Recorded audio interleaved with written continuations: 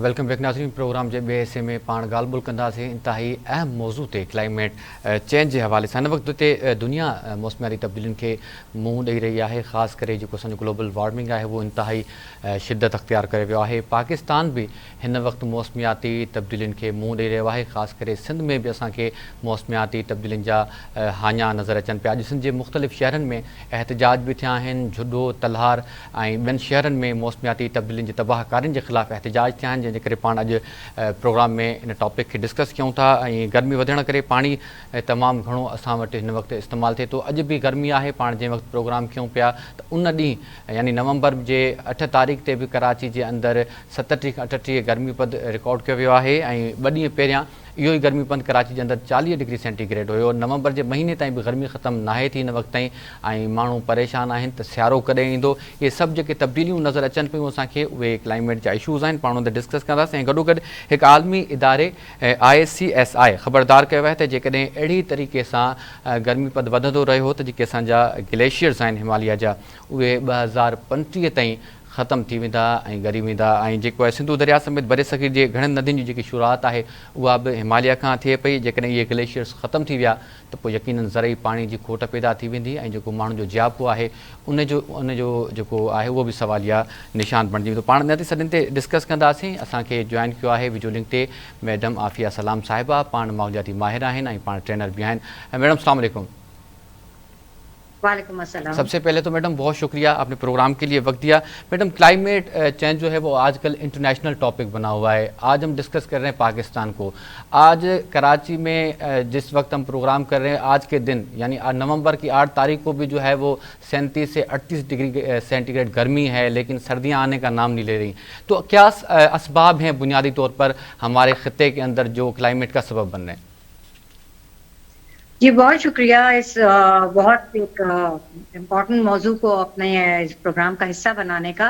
असबाब तो देखिए ना, आपने कहा कि आलमी तौर पे इस पर बातचीत हो रही है इसलिए कि ये एक आलमी नौइयत का मसला है। क्लाइमेट चेंज जो है वो ग्रीन हाउस गैस एमिशंस की वजह से है और वो उसमें ये जाहिर है कोई आपकी सरहद नहीं होती है आपकी फ़ज़ाओं में, हवाओं में।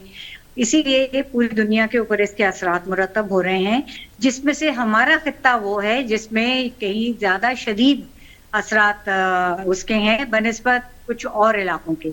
और हमारे जैसे ममालिक को इसीलिए एक ग्रुप के तौर पे ग्लोबल साउथ कहा जाता है, जिसमें इसके बड़े शदीद असरात मुरतब हो रहे हैं। और यही हाल पाकिस्तान का है कि पाकिस्तान में आप देखिए कि सर्दियाँ बहुत कम हो गई हैं। और एक कहने की बात है कि मौसम में मतलब दर्जा हरारत जो है अभी नवंबर में भी इतना हाई है। और आप ये भी मत भूलिए कि अक्टूबर जो गुजरा है वो कराची में अक्टूबर के तमाम तारीखी रिकॉर्ड तोड़ के गया है। बिल्कुल। अक्टूबर कराची का सेकंड समर हमेशा से होता है, हमेशा गर्मी होती है अक्टूबर में, लेकिन इस मरतबा जिस नहज पे कही है ये गर्मी, इससे पहले कभी नहीं इस तरह किसी ने एक्सपीरियंस की। अच्छा मैडम, ये जो गर्मी का टेम्परेचर हमारे यहाँ बढ़ रहा है इसको रोका कैसे जा सकता है? हमारे पास क्या हम इतने वेल अवेयर हैं, हमारे पास ऐसी चीज़ें वसाइल हैं कि हम इन चीज़ों को फेस कर सकें? देखिए इसके बढ़ने के अवामिल का हमसे कोई ताल्लुक नहीं है। हमारे इमिशंस दुनिया में कम तरीन उसकी लिस्ट में आते हैं, पूरा 1% भी नहीं है हमारा इखराज जो है गैसेस का। तो उसको रोका कैसे जा सकता है? ये तो एक आलमी तौर पे ही सब लोग अपना इसके अंदर हिस्सा डालें इसकी कमी में, तो तभी ये रुकेगा। और इसी के लिए तमाम कोशिशें भी हो रही हैं, इसी के लिए तमाम मुज़ाकरात भी होते हैं मुख्तलिफ। अभी जो कॉन्फ्रेंस 2 रोज़ के बाद शुरू होने वाली है अक़वाम मुत्तहिदा की जो क्लाइमेट चेंज ही से मुताल्लिक है, वो भी पिछले अब ये 29वीं कॉन्फ्रेंस है, तो इसका मतलब है 3 दिहाई से तो इसके ऊपर बातचीत जारी है। लेकिन इस पे कोई उस हद तक हमें कोई पेशरफ्त नजर नहीं आती कि हम कहें कि भाई अगले 2-3 सालों के अंदर बेहतरी नजर आएगी। बेहतरी के लिए टारगेट जरूर दिए गए। सही। हमारे यहाँ मैडम हमने देखा है जो इंडस्ट्रीज से धुआं उठता है या जो हमारी एयर पोल्यूशन है या जो हमारी लोकली आम आदमी भी जो है वो कहीं ना कहीं थोड़ा सा अपना हिस्सा डाल देता है इस जो हमारे यहाँ एनवायरनमेंट के इश्यूज़ हैं उसके अंदर। तो एक आम आदमी अपनी जिम्मेदारी कैसे अदा कर सकता है कुछ माहौल को बेहतर करने के लिए? देखिए ये आपने बहुत अच्छा किया कि आपने लफ्ज एनवायरनमेंट यूज किया। क्योंकि लोग एनवायरनमेंट और क्लाइमेट चेंज को मिक्स कर देते हैं, बिल्कुल। और जो हमारे माहौलियाती मसाइल हैं जो हमारे खुद पैदा करता है, उनको क्लाइमेट चेंज के ज़ुमरे में जब रखते हैं तो वो जाहिर है क्लाइमेट चेंज एक और चीज़ है, जी एक और बिल्कुल। साइंस है। और ये जो माहौलियाती मसाइल जिनकी आपने निशानदेही की है वो हैं कि जो हम कर रहे हैं और उनके जो नुकसानात हैं उनसे बचने के लिए अगर हम वो कुछ करना रोक दें तो हम्म। यकीनन बेहतरी आ सकती है। अगर हम कचरा ना फैलाएं तो जो अर्बन फ्लडिंग हम देखते हैं, जो हमारे नाले बंद हो जाते हैं, प्लास्टिक हम जिस तरह से फेंकते हैं या कोई भी सिंगल यूज और कचरा दूसरा भी हम अपने नालों में डाल देते हैं, उसकी वजह से अर्बन फ्लडिंग होती है।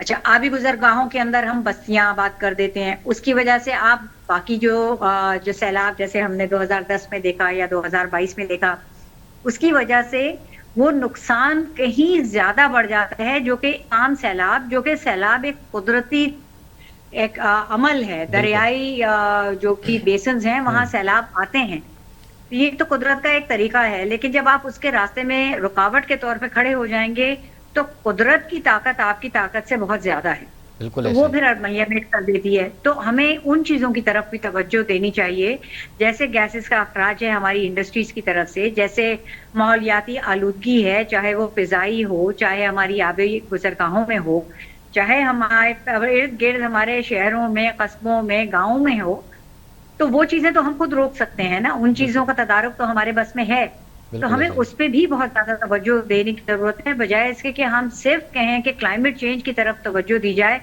तो वो तो आलमी मसला है, वो जब बिल्कुल तक ऐसे वो ही। ममालिक जो कि उससे असल मैं कहती हूँ कि मुल्जिम है, हम्म। वो उसके रोकथाम का बंदोबस्त नहीं करेंगे, तो उसके ऊपर तो काबू पा नहीं सकते हम। हमें अपने आप को उसके बचाव के लिए जरूर इक़दाम करने की जरूरत है। ठीक है, बहुत शुक्रिया आफिया सलाम साहिबा, आपने प्रोग्राम के लिए वक्त दिया। नाज़रीन, माहौलियाती माहिर आफिया सलाम साहिबा जी अवां ॻाल्हि ॿोल ॿुधी, उन्हनि जेके सबब आहिनि माहौलियाती गदलाइण जा या जेके मौसमियाती तब्दीलियूं थियनि थियूं, उन जे हवाले सां पंहिंजो नुक़्ता नज़र अवां जे साम्हूं रखियो। इन ते वधीक बि ॻाल्हि ॿोल कंदासीं त जेके एनवायरनमेंट जे हवाले सां क़ानून मौजूदु आहिनि उन्हनि ते अमल छो न पियो थिए, इन हवाले सां असां सां वीडियो लिंक ते मौजूदु आहिनि अतहर काज़ी साहब, पाण माहौलियाती क़ानूनी माहिर आहिनि, उन्हनि सां बि ॻाल्हि ॿोल कयूं था। अतर साहब, वॾी महिरबानी, अवां प्रोग्राम लाइ वक़्तु कढियो। अतर साहब, ॼाण चाहींदासीं अवां खां त अवां क्लाइमेट चेंज ते काफ़ी सारो कमु बि कयो आहे, सबब कहिड़ा आहिनि जेके सिंध जे अंदरि ॾींहों ॾींहुं क्लाइमेट जी जेके तब्दीलियूं आहिनि उनमें वाध थिए पई, रोकथाम न पई थिए, ऐं इन जा जेके हाञा आहिनि उहे वधंदा पिया वञनि? अच्छा, असल में हिकिड़ी शइ मां क्लियर कयां त क्लाइमेट चेंज जेको सब्जेक्ट न आहे, सब्जेक्ट जेको आहे एनवायरनमेंट आहे। एनवायरनमेंट जी जॾहिं असां डिग्रेडेशन कंदासीं, एनवायरनमेंट में असां खलल विझंदासीं, एनवायरनमेंट खे ख़राब कंदासीं, त उनजो इफेक्ट जे तौर ते क्लाइमेट चेंजिस अचनि पियूं। सही। पर असां हिन वक़्तु जेको आहे न सॼो जेको ज़ोर ॾियूं पिया क्लाइमेट चेंज ते ॾियूं पिया, एनवायरनमेंट ते न पिया ॾियूं, माना इफेक्ट ते ॾियूं पिया, सब्जेक्ट ते न पिया ॾियूं। सही। ऐं एक्चुअल जेको आहे उहो सब्जेक्ट आहे, सब्जेक्ट खे पकड़णु घुरिजे ऐं हुन इफेक्ट खे न पकड़णु घुरिजे। जॾहिं सब्जेक्ट सां प्रॉपर नमूने असां हुनखे एड्रेस कंदासीं त ऑटोमेटिकली असां हुन इफेक्ट्स जी असां जो सदेबाब करे वठंदासीं या उन जेके बि सबब आहिनि उनखे असां ॻोल्हे वठंदासीं। सही। ऐं बसि मसइलो आहे एनवायरनमेंट जी ख़राबीअ जो। असां एनवायरनमेंट ख़राब पिया कयूं, पंहिंजे माहौल खे ख़राब पिया कयूं मुख़्तलिफ़ तरीक़नि सां। वण असां पिया कटियूं ऐं उन खां पोइ जेको कार्बन डाइऑक्साइड जेको डायरेक्ट जेको सोर्स आहे कार्बन एमिशन खे ख़तमु करण जो, उहो आहे उहो अकेलो सोर्स आहे वण। ऐं उहे असां बग़ैर कंहिं सबब जे बेतरीक़ नमूने सां पूरे सिंध में असां वढे छॾिया आहिनि, सही। ऐं ख़ुशूसी तौर कोस्टल एरियाज़ में। ऐं उनजो इफेक्ट जेको आहे असांजे सिंध जे माहौल ते पियो आहे, जेको माहौलियाती तब्दीलियुनि जी सूरत में, क्लाइमेट चेंज जी सूरत में साम्हूं अची रहियो आहे। ऐं उन में सभ खां पहिरियों जेको आहे न, असांजे कोस्टल एरियाज़ में मैंग्रोव्स असां तेमर जा जेके जंगल आहिनि उहे कटे छॾिया आहिनि, वढे छॾिया आहिनि। सही। उन में मूंखे जेकॾहिं तव्हां अलो कयो त मां सच चवां, सही। सच इहो आहे त जेके तेमर जा जेके ॿेला आहिनि उनजो वॾे में वॾो जेको आहे नुक़सानु पुॼायो आहे DHA। सही। असां वटि DHA ऐं जेके कैंटोनमेंट्स जा इलाइक़ा आहिनि उन में असां तेमर जा जंगल कटे करे असां समुंड खे जेको आहे में पाए करे असां उते जेको आहे ज़मीनियूं ठाहियूं आहिनि, प्लाट ठाहिया आहिनि, ऐं नतीजतन जेको आहे जेको सी लेवल आहे उहो वधी रहियो आहे। ऐं ॿियो जेको आहे, हिकु त असां एट सोर्स असां वण कोन पिया बचायूं, वण वधी था पिया वञूं। ॿियो असां जेको गाॾियुनि मां ऐं असांजे फैक्ट्रियुनि मां जेको धुओं पियो निकिरे ऐं असां उनखे कंट्रोल कोन पिया कयूं।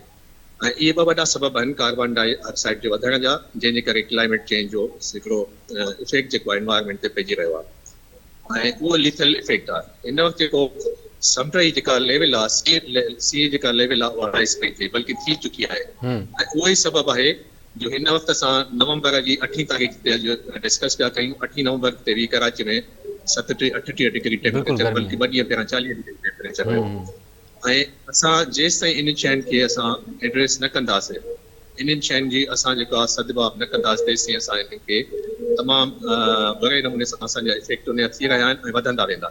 ऐं तव्हां ॾिठो वेंदो त तव्हां ॾिठो आहे त मां 20 सालनि खां इहा ॻाल्हि चवंदो हुउसि त तव्हां ख़ुदा पंहिंजे माहौल जो बचाव कयो, माहौल खे जेको आहे डिग्रेड न कयो ऐं उनजो नतीजो इहो निकिरंदो जो हिकिड़ो वक़्तु ईंदो त बारिशूं थींदियूं ई कोन, जे थींदियूं त मोतबार थींदियूं। ऐं हाणे ॾिसो पिया त 2 सालनि खां बारिशूं न पई थियनि थियूं त एतिरियूं मोतबार थी थियनि, बाल्टियुनि जी बाल्टियूं पेटजनि पयूं। जो तव्हां ॾिठो लास्ट ईयर बि ॾिठो, हुन खां गुज़िरियल साल बि तव्हां ॾिठो सॼी सिंध तबाह थी वई, पाकिस्तान सॼे में तबाही आई, पर सिंध में वधीक आई ऐं उनजो इहो ई सबबु आहे। असां जेको अच्छा सर, अवां खां ॼाण चाहींदासीं त प्रॉपर कानून मौजूदु आहे क्लाइमेट जे हवाले सां, इन्हनि जेके असां वटि जेके सबबु बणिजनि थियूं शयूं असांजे माहौलियात खे गदिलो बणाइण लाइ, उन्हनि जे लाइ को प्रॉपर कानून मौजूदु आहे, उन्हनि ते अमल असांखे नज़र न पियो अचे? जी बिल्कुलु, तव्हां सही पिया चओ, कानून असां वटि हर शइ जो मौजूदु आहे, एनवायरमेंट ते बि मौजूदु आहे, क्लाइमेट चेंज ते बि अलॻि जेको मौजूदु आहे, पर असां हुन ते अमल कोन पिया कयूं। अमल एक्चुअली जेको आहे न 2 सूरतनि में नथो थिए। सही, हिकिड़ो जेको आहे त जेके एनवायरमेंट ते कमु कंदड़ जेके एजेंसीज़ आहिनि, गवर्नमेंट जा इदारा आहिनि, उहे जेको आहे प्रॉपर जेको फंक्शन कोन पिया कनि। सही आहे। ऐं ॿियो असां जेको माण्हू आहे, माण्हू बि जेको हरू भरू जेको आहे न एनवायरमेंट खे डिग्रेड थो करे। सही। ऐं जेकॾहिं माण्हू पाण ख़्यालु कनि, वण असां था वढियूं, वण सरकारी इदारा कोन था वढनि, गाॾी थो हलायां, पंहिंजी गाॾीअ ते जेकॾहिं मां ख़र्चु कयां 2 पैसा, उनजो जेको एमिशन लेवल आहे निकिरे पई, धुओं थो निकिरे या जेको हुन मां तपिश पई निकिरे, असां उनखे कंट्रोल करे सघूं था पिया ऐं उहो एतिरो उन में का ॾुखियाई कोन्हे। पंहिंजी गाॾी असां मेंटेन जेकॾहिं कंदासीं त उन में गवर्नमेंट एजेंसीअ जो को बि हुन में अमल दख़ल न आहे। असां जेको कानून ते अमल आहे न जेको, उहो शख़्सी तौर शुरू थो थिए। हर शख़्स जेकॾहिं हुन ते अमल कंदो त असांखे एजेंसी या के इदारे जी असां जेको कढ न लॻंदा।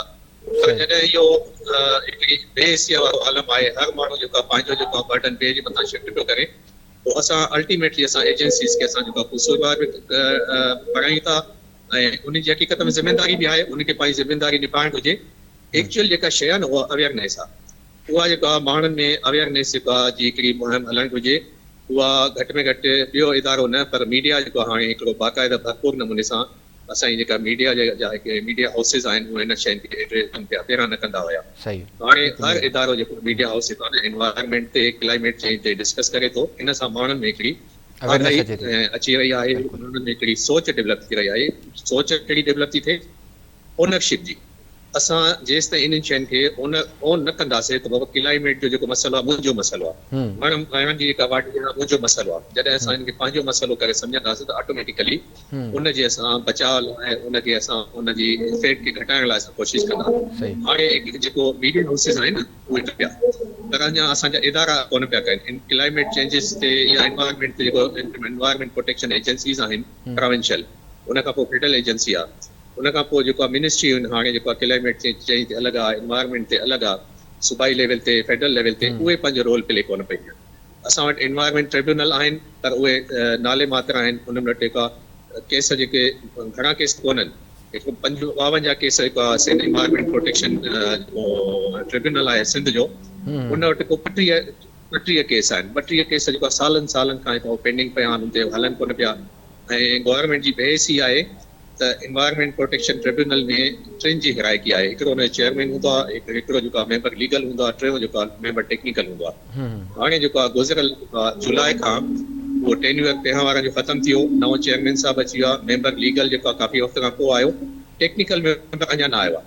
सही, टेक्निकल मेंबर 3 महीना गुज़िरी विया, अञा ताईं न आयो आहे। उनजे करे कोरम पूरे न हुअण जे करे हुते ट्रिब्यूनल में केसिस कोन पिया हलनि। ऐं इहो जेकॾहिं तव्हांजे कोरम जे हवाले सां जेकॾहिं ॻाल्हि मुंहिंजी अॻिते वेंदी त गवर्नमेंट खे फौरी तौर ते उन टेक्निकल मेंबर जेको आहे एनवायरमेंट प्रोटेक्शन जेका ट्रिब्यूनल आहे उनजो अपॉइंट करणु घुरिजे।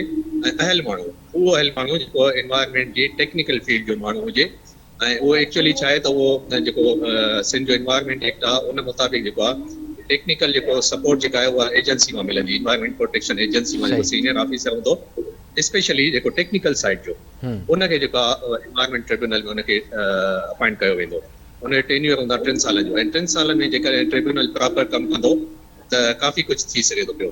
उन में वरी बि मां तव्हांजे मार्फत मीडिया हाउसिस खे मां रिक्वेस्ट कंदुमि त तव्हां एनवायरमेंट ट्रिब्यूनल जे हिरायकी ते उन जे केसिस जे हवाले सां, उन जी डेवलपमेंट जे हवाले सां बि तव्हां कमु कयो, ताकी जेका माण्हुनि में अवेयरनेस पैदा थिए त एनवायरमेंट ट्रिब्यूनल में असां पंहिंजा जेका एनवायरमेंट रांग आहे, जेके एनवायरमेंट जी जेका डिग्रेडेशन थिए थी पई मुख़्तलिफ़ तरीक़े सां, ॾाढी सिर्फ़ कोन्हे इहे असां कार्बन एमिशन आहे, गाॾियुनि मां निकिरे थो, फैक्ट्रियुनि जो धुओं आहे, ऐं म्यूनिसिपल वेस्ट जेको आहे जॻह जॻह ते साड़ियो थो वञे, हॉस्पिटल वेस्ट आहे उहो इम्प्रॉपर जेको आहे जेको आहे उहा यूज़ थिए पियो ग़लति नमूने सां उन सॼो इन माना उन खां अलावा जेको इंडस्ट्रियल आहे, मुख़्तलिफ़ शयुनि जा वेस्ट आहिनि, उन्हनि खे जेकॾहिं असां प्रॉपर नमूने सां हैंडल कंदासीं त असांजो माहौल बहितर थी वेंदो। पर उहो सॼो शइ जेका आहे शू थिए थी शख़्सी तौर खां। कानून भले तमामु बहितरीन कानून आहिनि, उन ते अमल थियणु घुरिजे, यकीनन थियणु घुरिजे। मां बीइंग अ लॉयर मां इहा ई शइ चवंदुमि त कानून ते सभ खां पहिरियां अमल थियणु घुरिजे, पर उन ते अमल जेको आहे हर माण्हू खे वॉलंटरीली करणु घुरिजे। असांखे कंहिं एजेंसीअ जो, कंहिं जेके असांखे जेको आहे न मिनिस्ट्रीअ जो इंतज़ारु न करणु घुरिजे, की गवर्नमेंट जे तरफ़ां न करणु घुरिजे त गवर्नमेंट ज़ोरी माण्हुनि खे पकड़े जेल में विझे, थाणनि में बंदि करे त पोइ असां अमल कंदासीं। वॉलंटरीली करणु घुरिजे। ठीक है। ऐं छो जो असांजो हिकु माहौल आहे, माहौल खे असां पाण ख़राबु कयूं पिया, पाण ई उनखे बहितर कंदासीं। ठीक है, वॾी वॾी महिरबानी अवां जी अतर साहब, अवां वक़्तु ॾिनो ऐं इन्हनि कानूनी नुक़्तनि ते असांजे नाज़रीन खे आगाह कयो ऐं माण्हुनि ताईं उहे ॿुधायो त यकीनन जेको आहे उहे माहौलियात जे हवाले सां कानून बि मौजूदु आहिनि, लेकिन उन ते इम्प्लीमेंटेशन न पई थिए, लेकिन आम माण्हू जो बि इहो फ़र्ज़ु आहे त हू माहौलियाती जेके कानून आहिनि उन्हनि ते अमल करे। नाज़रीन, प्रोग्राम में वक़्तु पहुतो आहे पुॼाणे ते, ॾींदा इजाज़त अलाह ने के बाद।